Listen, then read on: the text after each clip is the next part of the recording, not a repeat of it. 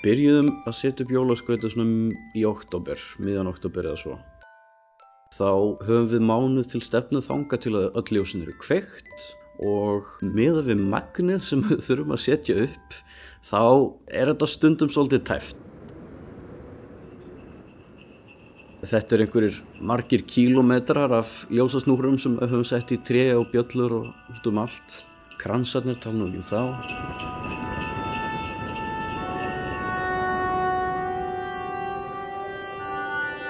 Maður kemst alveg í jólaskapi við þetta, sérstaklega þegar að myrkrið fer að koma og maður fer að setja í samband og ljósið kemur í þetta.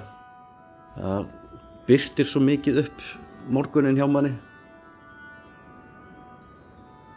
Það er merkilegast að við að þegar maður setur þetta dót í samband, allt í einu verða trén einhvern veginn til í myrkrinu.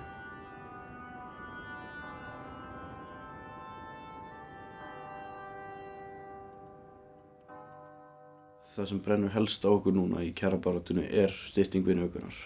Við vorum með tilraunaverkefni í hátt upp í 3 ár að taka klukkutíma af bara daglega. Því við vorum með 9,5 klukkutíma sem við vorum að vinna og það náttúrulega 1,5 tíma yfirvinnu en þetta svo svakalega lág laun að þetta eina leiðin til þess að hífa okkur aðeins yfir lágmarkið. Í staðinn fyrir 9,5 tíma þá unnum við 8,5 tíma. Og fengum jafn mikið borgað og allir voru alveg svakalega ánægðir með þetta. Núna það hætt og það varð alveg smá uggur í fólki þegar það var búið. Fólk var alveg bara, ég verð bara að finna mér aðra vinnu. Fólk sem byrjaði þegar að þetta tilraunaverkefni var í gangi. Allt í einu áttu þeir að vinna auka klukkutíma fyrir sömu kjör. Og þeir voru ógeðslega ósáttir með það, skiljanlega.